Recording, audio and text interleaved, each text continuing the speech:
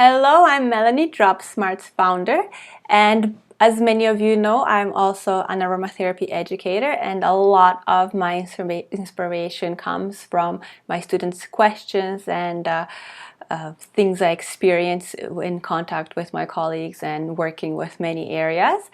Anyway, this question that popped up was about isomers. So I created a lesson for my students about how isomers impact not only the properties of essential oils, but also we had a conversation about smell. And then there was a question on how to filter, how to search for different isomers in Dropsmart. So she noticed that she can only find, for example, limonene or linalool and not so much the isomers. So first, to address that question, it's not about Dropsmart and what we provide. You can filter all of that, if you didn't know, here in the advanced filter, and then you go to chemical groups and components, and then you search for the component that you would like. But regarding linalool, for example, it's just that it is not, at least the ones that we came across and entered in Dropsmart, the GCMSs just didn't say which isomer it is. So in our database, we have the availability for it. We have programmed that within our database, but we don't receive that data from the laboratories. So that is the reason you will not find, or you cannot search for certain isomers within Dropsmart. It is because we simply did not receive or the GCMS provided usually do not provide that information. Having said that, one of the reasons I created Dropsmart was to pursue this, so that together as a community, as you consumers asking for this information, we can then communicate together and integrate it, and I will gladly provide that for you. So next thing to show you is how this pros and cons of this fact that we are living now with isomers and essential oils. So the con would be that you are not getting as precise information as we possibly can. But the positive side of that is the twist, if you may, is that research also rarely provides the isomer of the molecule. So we can find a lot more information on linalool than, L or D version of that. So that would be kind of the plus side. You will get more information in general, if that is a plus side. However, as I said, we have to work together, and this is what I am doing with Dropsmart, to bring all of these areas together to bring you the information that is as precise, as up-to-date as possible.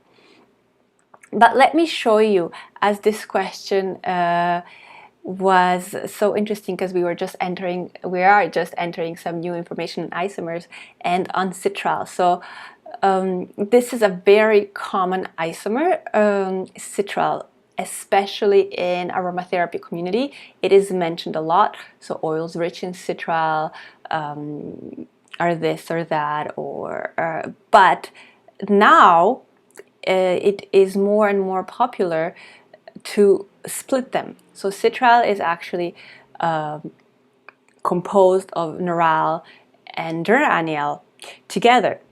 So you have transcitral, which is geraniol, and cis-citral, which is neral. And now we have more and more oils that are actually separating the two. So if we search for citral here in Dropsmart, you will see that we actually do not have a lot of oils that use that definition.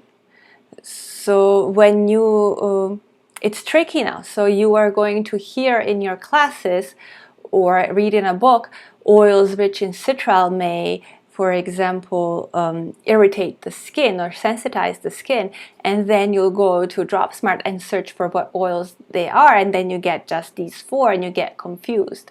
And that is because it is actually composed of neural and geraniol. So as now most GCMSs come with this separating these two, you have to look for one or the other. So if I erase this and look for, let's say, neural,